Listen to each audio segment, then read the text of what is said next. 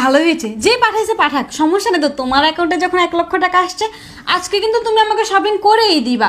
সেদিনও শপিং করা দিবা বলে শপিং করা দাও নাই, আজকে দিবা তুমি। হ্যাঁ হ্যাঁ আচ্ছা ঠিক আছে, তোমাকে কিছু টাকা দিব আজকে। এক কাজ করো, কেউ ফোন দেওয়ার আগে টাকাটা আমরা উঠাই নাই। তুমি এক কাজ করো, যাও আমার ব্যাংকের চেকটা নিয়ে আসো। ঠিক আছে, আমি গিয়ে চাক নিয়ে আসতেছি। আচ্ছা জলদি যাও। যাক, কেউ কল দিলে তো দিছে, আর না দিলে তো আমার সব টাকা। আর দিলেও বলবো যে টাকা ঢুকে নাই, এটাই বলবো। কাজ করি। আবার কল দিল কে? আননং নাম্বার।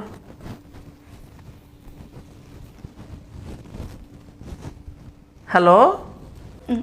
স্যার, আসলে আপনার অ্যাকাউন্টে ভুল করে আমার 1 লক্ষ টাকা চলে গেছে স্যার।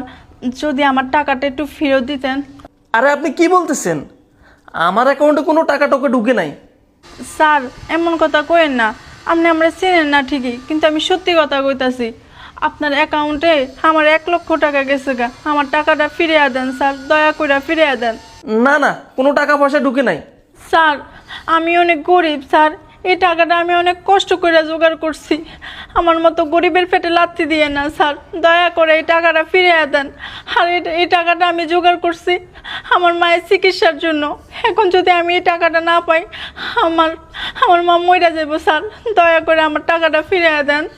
আচ্ছা ঠিক আছে, আপনার মায়ের যেহেতু অসুস্থের টাকা, টাকা 1 লাখ টাকা ঢুকছে।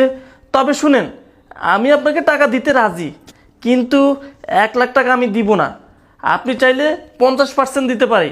আচ্ছা ঠিক আছে স্যার, আপনি আমার 50%ই দিয়েন। আচ্ছা ঠিক আছে, আমি তাহলে আপনাকে 50,000 টাকা পাঠাই দিচ্ছি। কি বলেন স্যার?